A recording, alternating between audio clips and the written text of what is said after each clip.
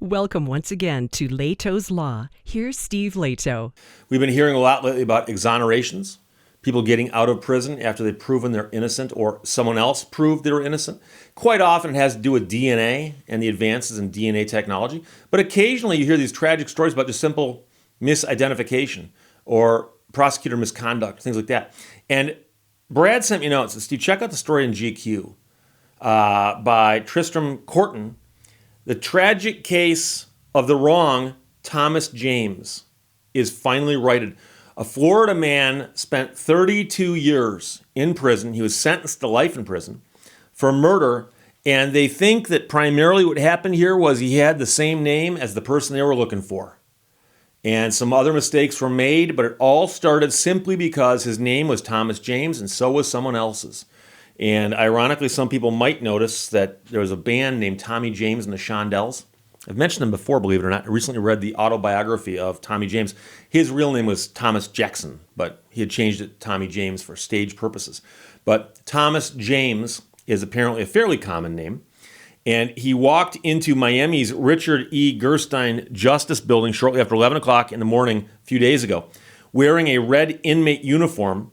Within the hour, he was putting on street clothes for the first time in 32 years, walking out into the bright afternoon, a free man.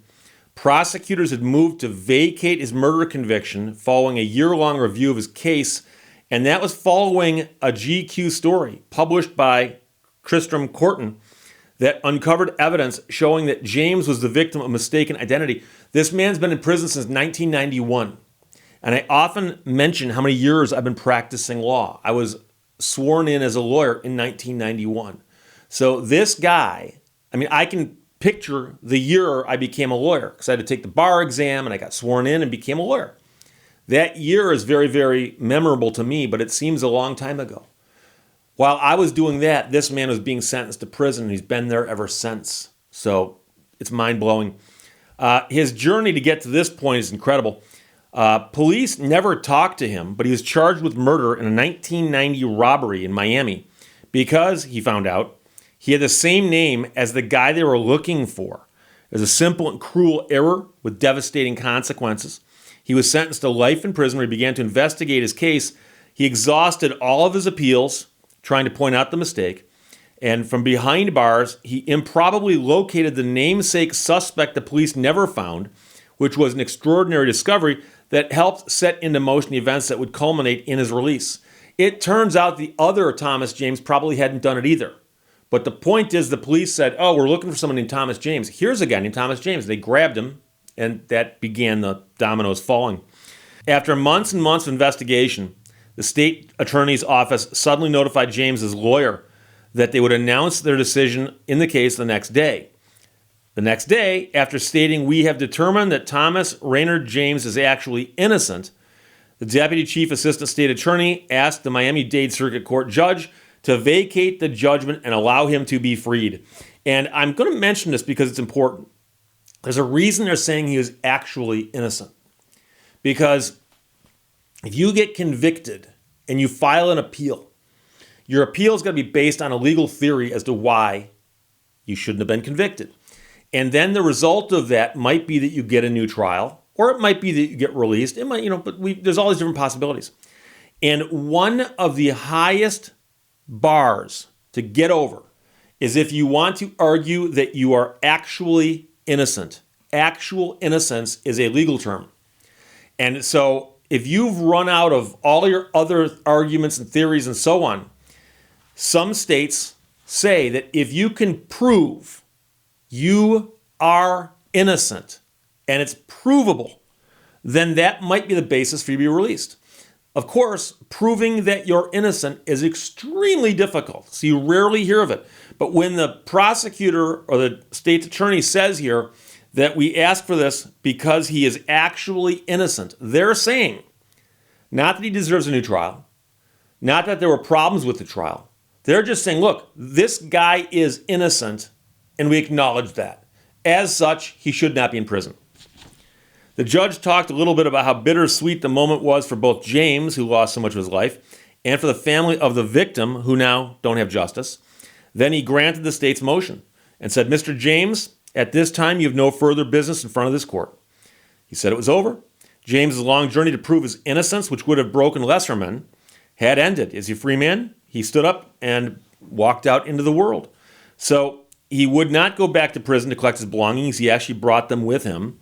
Along with that, notes on a book he wants to write and notes on businesses he wants to consider starting. 3 decades stuffed in a blue mesh bag.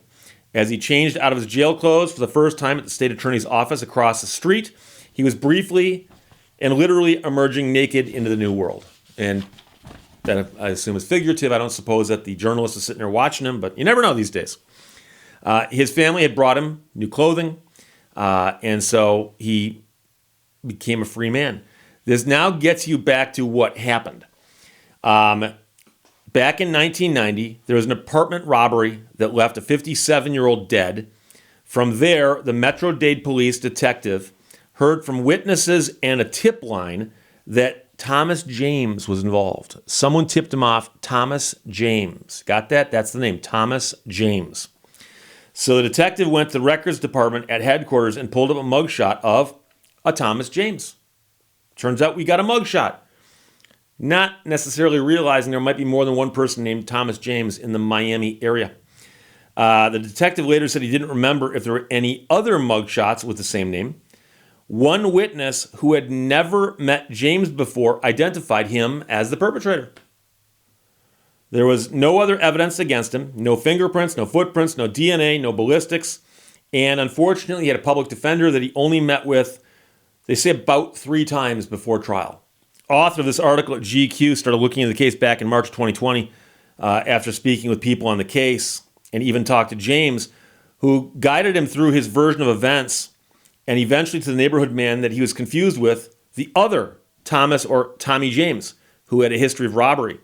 The other James admitted that he was the one the police were looking for, even though he couldn't have committed the crime because he was in jail at the time. So that turns out to be a confirmed fact. And there actually is another suspect who is now in prison on unrelated charges, and they think he might be the person who did it. So the author of this article went over statements and depositions to identify all the moments in which it was clear witnesses were talking about a different man named Thomas James. All the moments that police, prosecutors, and even the defense attorneys missed. All of those moments that conspired to put a poor man, represented by a harried public defender, in prison for life after a trial that lasted 2.5 days. There was no evidence other than an eyewitness who didn't know Jay but picked him out of a police lineup. And this is one of those other things that we'd like to point out. The 2.5-day trial for a murder case that sends a man to prison for life. You may have heard of other trials that lasted longer than that. And quite often they last longer because the defense is putting up a more vigorous case, or the prosecution is putting in a more vigorous prosecution because they know they need to. But in a case where they've got a simple eyewitness who says, yeah, he did it, and a public defender who has only met his client 3 times prior, turns out you get a short trial. In March of 2021, the author here contacted prosecutors and alerted them to what was happening in this story. In June, they opened an investigation, and that became a beginning of a long wait. Key to keeping attention on the case was Al Singleton, a retired homicide detective with the Miami-Dade Police Department, who read the story. Singleton was in homicide when this crime occurred, but he didn't remember the case and he didn't work on it.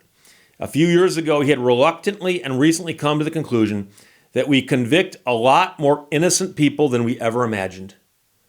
And he started talking to prosecutors at the state attorney office, only to find they knew nothing about the case or the story. And he became outraged. He began contacting county officials, police, and prosecutors and found no sense of urgency. His master stroke of disruption was contacting a civil rights attorney and prosecutor who ran and lost on a justice reform platform in the last state attorney election. She was as alarmed as he was and contacted James's attorney about organizing a press conference to put pressure on the prosecutors. Meanwhile, they rolled along with this and got a lot of coverage on it, and eventually they had a rally. The state attorney's office seemed to take offense that civil rights advocates might not trust their institution and pushed back against the perception they were dragging things out. Prosecutors released a report the day of James's hearing, but to their credit, they did a thorough job. They confirmed the suspect's death, interviewed the other Thomas James, leading to the identification of the proper suspect, although again, the man couldn't have done it. There currently is not enough evidence to charge the person they think that did it, but at least they have another suspect. The final piece of the puzzle came when the main witness recanted her testimony. She no longer believed it was Thomas James she saw in the apartment that night. And so when you have one witness who pins the whole thing on one guy and that person recants, that doesn't automatically get you a new trial. But it does appear that when they went in and did this investigation, suddenly they realized, yep, this is the wrong guy. And it all started because the guy's name is Thomas James. And so that's unfortunate. And as the other detective said, that he is outraged because we convict a lot more innocent people than we ever imagined. Yeah, that's something we're beginning to know now.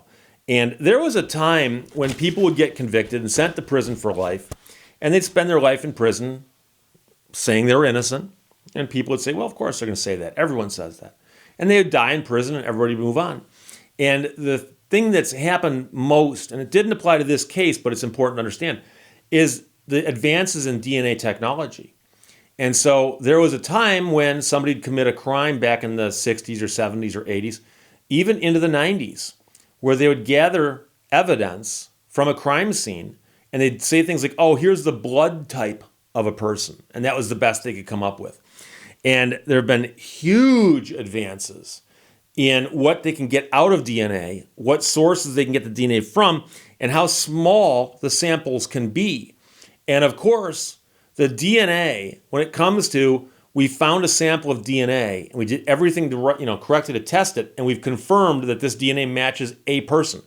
I know some people, whenever I talk about DNA, I always say, Steve, DNA is not infallible. For instance, if you were to test your house right now for DNA, you get the DNA of 50 people, and it would be the people who live in the house now, and possibly people who visited the house recently, and who knows? And so it's kind of like in the old days with fingerprints. They'd find a fingerprint someplace. It doesn't prove a person committed a crime. It simply proves that they were there at one point and touched something. Having said that, though, there are certain crimes where they say we've got a sample of DNA that we know came from the perpetrator. So if we test that and can pin that to a single person identifiably, then we know we've got the right person. Sometimes they don't know how to find that right person because they don't have that person in a database anyplace. But with the advent of modern DNA technology, we've suddenly seen a rash of exonerations where they had evidence that would have tied to the person they knew to be the perpetrator. And with modern technology, they can then say, oh, let's see if it matches the defendant. Turns out it doesn't. Now what? I've heard of cases where the guy got let out because of that. And I've also heard of cases where they said, not only does this guy get out, we know who did it. And they bring somebody else in and put that person on trial. So the scary part is how many times this is happening. And it's even scarier to me that you can spend your life in prison based on one eyewitness going, yeah, that's the guy. And then later on, that same witness goes, wasn't the guy. You understand that back at the time when your memory should have been fresher and you said, that's the guy, your testimony is what put somebody behind bars for 31 years. Now you're saying, oh, it's not the guy. That's not the guy. Took you 31 years to realize that? So it's a crazy story, but the guy's name is Thomas James. He just got out of jail, spent 31 years there, and had been sentenced to life. And that's the other thing I've mentioned before. I wrote a book about Timothy Masters, a man who spent 10 years in prison for murder he did not commit, and he eventually got out. And he sued and he got some money for that. And I've had people tell me, well, for 10 years of my life, I'd trade that for money. Well, he didn't know he was getting out. He was in for life without any possibility of parole. And I suspect that's the same case here. So if you get sent to prison for life, every morning you wake up going, I'm here for the rest of my life. And the fact that you do get out, that's great if you're innocent. That's great.